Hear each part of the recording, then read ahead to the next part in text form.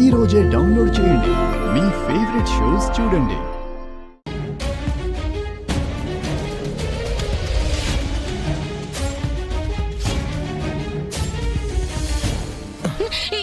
కేదార్ జాగ్రత్త. ఎందుకు వచ్చావు? కూర్చోదా. ఇక్కడికి ఎందుకు వచ్చావు? అంటే ఇక్కడ వ్యూ బాగుంటే చూడ్డానికి వచ్చా.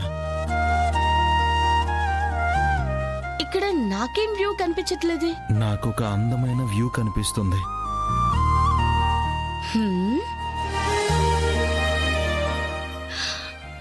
అయినా డాక్టర్ నిన్ను బెడ్ రెస్ట్ తీసుకోమన్నారు కదా, తీసుకోవచ్చు కదా. నువ్వు వచ్చేసావు.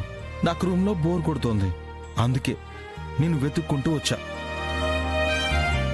దాత్రి, ఎందుకు పొద్దున్నుంచి ఏదో ఆలోచిస్తూనే ఉన్నావు? టైర్ చేతి మీద ఉన్న టాటూ గురించి కేదార్. ఆ టాటూని నేను ఎక్కడో చూశాను, చాలా బాగా చూశాను, కానీ ఎక్కడ చూశానో గుర్తు రావట్లేదు. అంత స్పెషల్ ఏముందా టాటూలో? అదెక్కడ చూశానో గుర్తొస్తే నాకు తెలుస్తుంది. కానీ ఎందుకో ఆ టాటూని నేను మర్చిపోలేకపోతున్నాను. ఆ తాయారు మీనంతో కలిసి ఎంత పెద్ద ప్లాన్ వేసింది దాత్రి. అదే కదా. అయినా మనం తాయర్ని చాలా తక్కువ అంచనా వేశాం. బుల్లెట్ తగలగానే మనల్ని వెతుక్కుంటూ హాస్పిటల్ వరకు వచ్చేసింది. ఎన్ని రోజులు చీకట్లో ఉన్న కేడి జేడీని తాయారు చూసేసింది అనుకున్నాను దాత్రి. మన వల్ల మన ఫ్యామిలీస్ని ఏమైనా చేస్తారేమోనని చాలా భయపడ్డాను. బిల్లు కట్టడానికి వెళ్ళిన కిరణ్ టైంకొచ్చి మొత్తం చూసి డాక్టర్తో అబద్ధం చెప్పించాడు కాబట్టి సరిపోయింది. లేదంటే మనమెవరో ఆ మీనని కూడా తెలిసిపోయేది. మనం ఇంకా చాలా జాగ్రత్తగా ఉండాలి దాత్రి. చుట్టూ శత్రువులే ఉన్నారు. ప్రతి అడుగు ఆచితూచి వేయాలి. మీనన్కి తోడు ఆ తాయర్ రావడంతో వాళ్ళ బలం పెరిగింది. ఇప్పటి నుంచి అసలైన ఆట మొదలవబోతుంది. సిద్ధంగా ఉండాలి.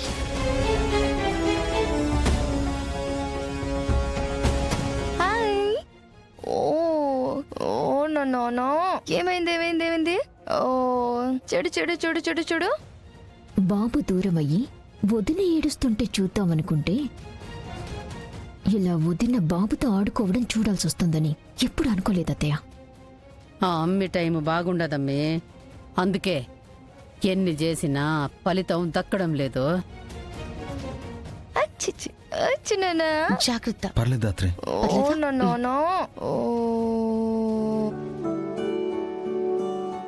జగదాత్రి, ఒక్క నిమిషం. నేను బాబుని లోపలికి తీసుకుని వెళ్తా, అప్పుడు కేదార్ని తీసుకునిరా. ఎందుకు దినా? బాబున్నప్పుడు కేదార్ రావడానికి ఏమైంది? పంతులు గారు పూజ జరిగే వరకు తమ్ముళ్ళిద్దరూ బాబు మొహం చూడకూడదు అని చెప్పారు కదా. మేము ఆల్రెడీ బాబుని చూసేసాం కదక్కా. తెలియకుండా చూసేశారు, తెలిసెందుకు? నేను బాబుని తీసుకుని లోపలికి వెళ్తా, మీరిలా వచ్చి కూర్చోండి. చూసావా? కేదార్, పద.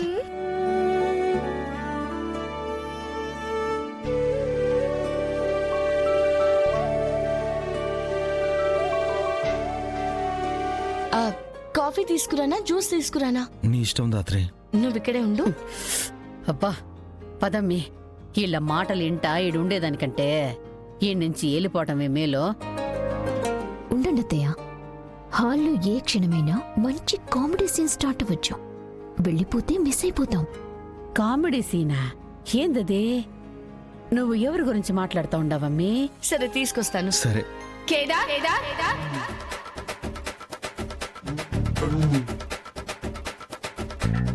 ప్లీజ్ దాత్రి. మెఘనా, నేను చెప్పేది ఏంటంటే ఏమైంది కేదార్? నీకు యాక్సిడెంట్ జరిగిందంట, నాకెందుకు చెప్పలేదు? ఇప్పుడు ఎలా ఉన్నా? అది కనీసం నాకు ఒక మాట అయినా చెప్పొచ్చు కదా. మేఘనా, నువ్వు వెళ్ళరా. ఎలా ఉన్నాడు నేను చెప్తాను.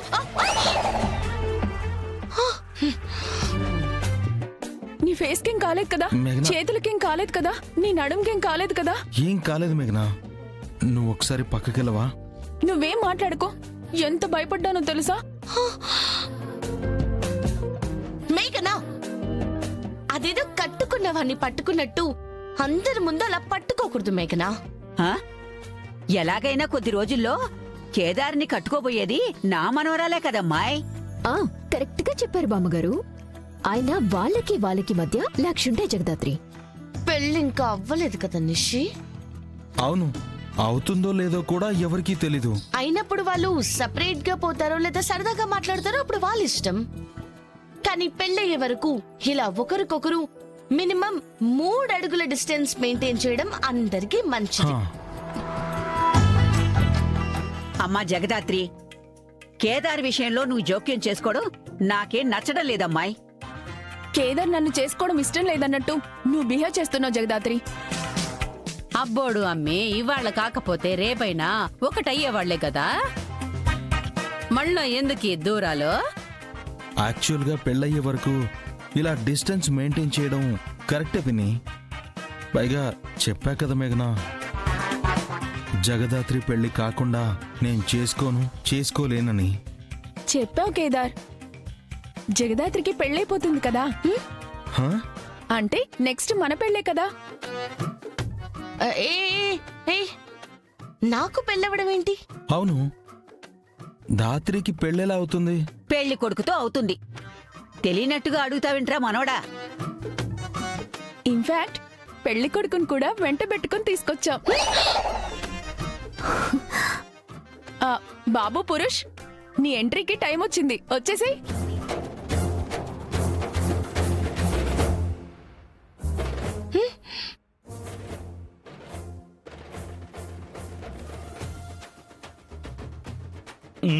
ఓ నాయనో, నేను కాదు ఆడా.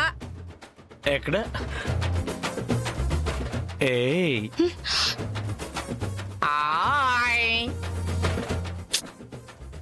రేయ్, అది హాయ్ కాదురా, హాయ్. అదే కాదు నేను చెప్పినాను, మరి కొత్తగా చెప్తావేటి నాకు? రేయ్, తింగరోడా. Excuse me. ఏంటి జగదాత్రి అలా చూస్తున్నావు? చెయ్యివు. అప్పుడే జగదాత్రి సిగ్గుపడుతున్నట్టుంది. చేకండివ్వు. ఇవ్వరా. ఏంటి జగదాత్రి నువ్వు? చెయ్యివు. చెయ్యి విరిగిపోతుంది రేయ్. ఏంటి మనవడా నువ్వు చేస్తుంది? పెళ్లి కొడుకునేందుకు బెదరగొడుతున్నావు? అంటే నేను కాలు జారితేనే కాలు విరిగింది కదా, అందుకే బ్రోకి చెయ్యి జాగ్రత్తగా తన దగ్గరే పెట్టుకోమని చెప్తున్నాను బామ్మగారు.